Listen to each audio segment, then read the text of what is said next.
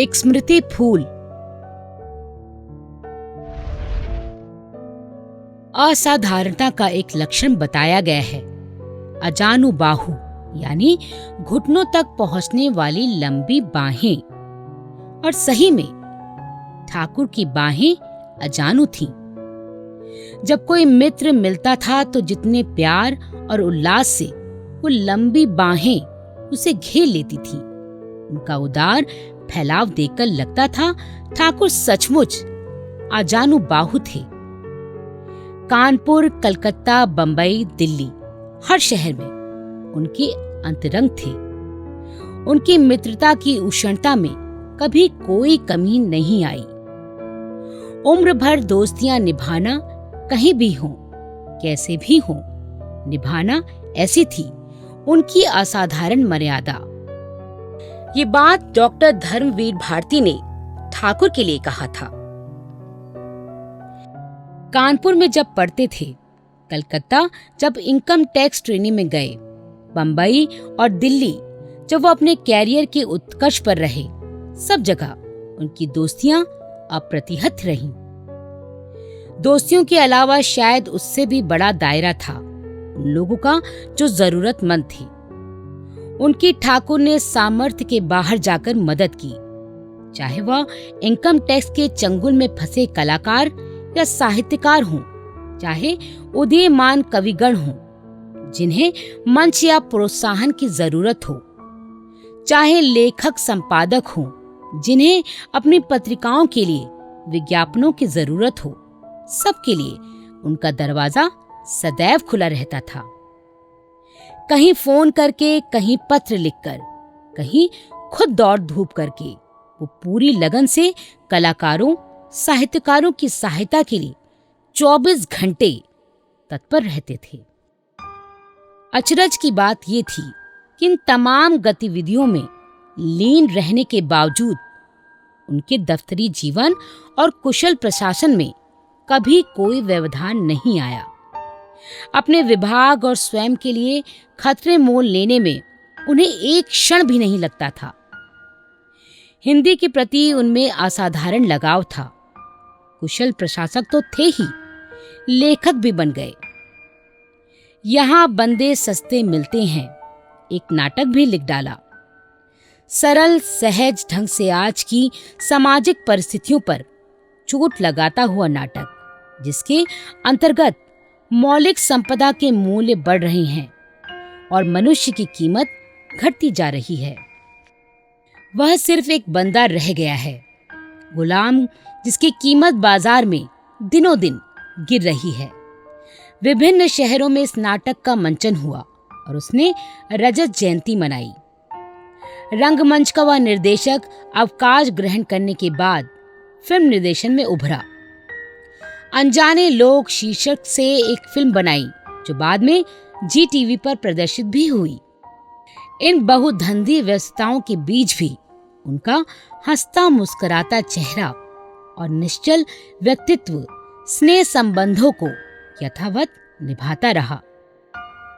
अक्सर मैंने देखा, पहले भी और बाद में भी, कि कोई बात, कोई सोच जो मेरे दिलो दिमाग में आया, मैं बोलने को हुई कि उसी वक्त ठाकुर ने वही बात बोली है और हम अपने वाक्य बीच में छोड़कर एक दूसरे को देखकर हंस पड़े।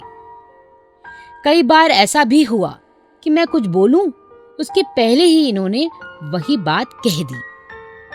आश्चर्य भी होता था कि ऐसा संभव कैसे हो सकता है, किंतु फिर यही सोचा कि इसी को अंग्रेजी में रिपोर्ट या हिंदी में एक रूप हो जाना कहते हैं। जब आत्मा से आत्मा का मेल हो जाता है तो उठने बैठने सोचने में कोई अंतर नहीं रहता। आत्मिक संबंधों की यही खूबी देखकर मेरी धारणा को बल मिला कि जन्म जन्मांतर के संबंध या संचित पुण्य अवश्य होते हैं जो इस जन्म में दो अनजान व्यक्तियों को एक दूसरे से मिलाते हैं। तभी वो मनसा वाचा कर्मणा एक दूसरे के प्रति समर्पित होकर एक दूसरे के पूरक बनते हैं, एक दूसरे को समर्पित हो जाते हैं। दो आत्माओं के मिलन की यह पराकाष्ठा होती है। एक बार ठाकुर ने मुझे कलकत्ता से लिखा था, जब मैं तुमसे अलग होता हूँ तभी मुझे अपने अस्तित्व का ज्ञान होता है। जब तुम मेरे सामने उपस्थित नहीं होती तभी मैं तुम्हारे प्रति अपने प्रेम का परिमाण जान पाता हूँ। जब तुम दुखित होती हो तभी मुझे अनुभव होता है कि तुम्हें प्रसन्न रखना ही मेरे जीवन का गौरवपूर्ण उद्देश्य है। जब मैं तुम्हारे प्यार से वंचित होता हूँ तभी यह संज्ञा जागृत होती है कि मेरे हृदय पर तुम्हारा आधिपत्य कितना अधिक है। क्योंकि तुम्हारे पास तो मैं रहता नहीं हूं, मैं उस पक्षी की तरह हूं जो ये जानने के लिए कि उसका नीड़ कितना सुरक्षित है बार बार उड़ जाता है और दूर से उसका ध्यान किया करता है। यह एक भाव गीत भी हो सकता था, एक गद्य गीत भी, जो इन्होंने कहीं पढ़ा था, पर यह कितना सच था।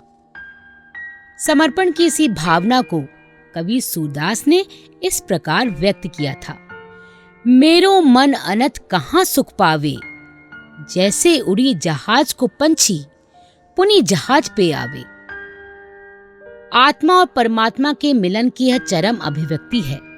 कबीर ने स्वयं राम की बहुरिया बनकर अपने मन की वेदना को उड़ेल कर प्रिय मिलन की उत्कृष्ट उत्सुकता को अभिव्यक्ति दी है।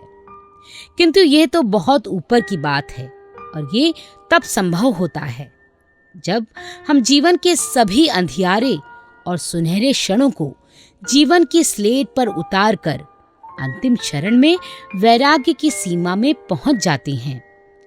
इसी के लिए शायद ऋषियों ने ब्रह्मचर्य आश्रम, गारहस्थ्य आश्रम, वानप्रस्थ आश्रम और संन्यास आश्रम बनाया था कि मोह के सारे बंधनों को भोग कर अंधेरी उजली गुफाओं के बीच से निकलकर जब व्यक्ति कसौटी पर खरा उतर कर आए तब सत्य के दर्शन करके मोक्ष पथगामी बने। मोह और मोह भंग की सारी प्रक्रियाओं के बीच से गुजरने के बाद ही उसे ईश्वर के दर्शन हो सकते हैं। और मेरी इस अवधारणा को बल मिला हनुमान जी के चरित्र से, जिनसे मेरा लगाव बचपन से रहा था।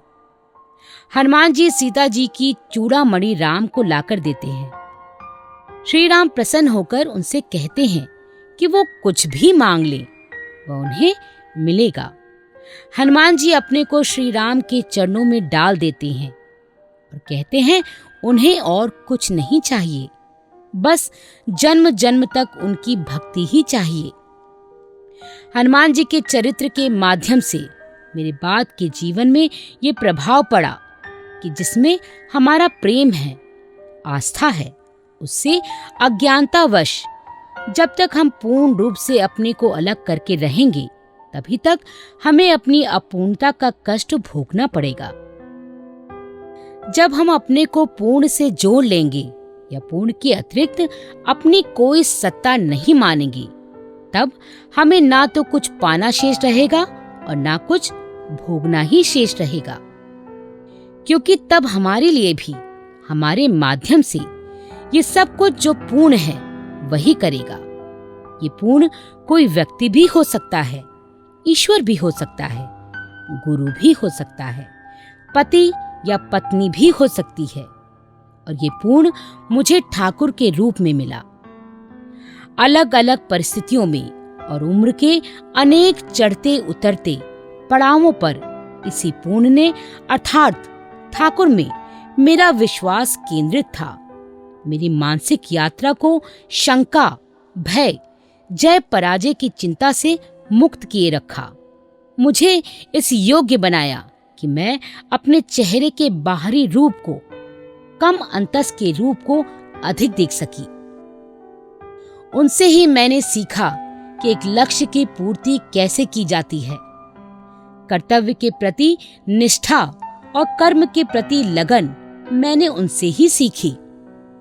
वो मेरे मित्र, सखा, प्रियतम पति, पथ प्रदर्शक और गुरु सब कुछ थे। और आज भी वो इसी रूप में मेरे मन मानस में हर पल, हर क्षण, हर मनस्थिति में, परिस्थितियों में मेरे साथ हैं। उनके बाद मेरे सामने दो ही रास्ते थे। जो बिछुड़ गया उसकी यादों में अपने को खो देती, या जो मिला था उसी को भरपूर निचोड़ कर, वसूल कर सार्थकता या उपलब्धि का संतोष पा लेती। मैंने अंधकार से प्रकाश का रास्ता चुना और अपने को समाज सेवा से जोड़ लिया। प्रारंभ में मैंने कहा था, सूर्य से मेरा नाता पुराना है।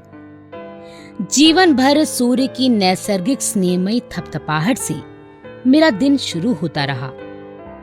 कैसी अनंत संभावनाएं जुड़ी रहीं प्रकृति के इस जुड़ाव के साथ।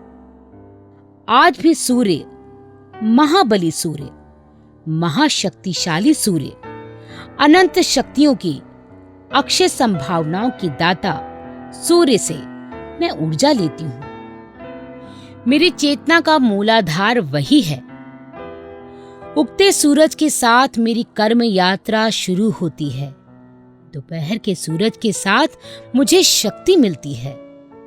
शाम के ढलते सूरज से, जो कहीं और उगकर अनंत संभावनाओं को जन्म देता है, मैं प्रार्थना करती हूँ, हे सूरज, तेरी यात्रा के समान मेरी यात्रा भी ऊर्जामय हो, कभी रुके नहीं और इसी प्रकार अविराम गति से चलती रहे, सांस के अंतिम क्षण तक।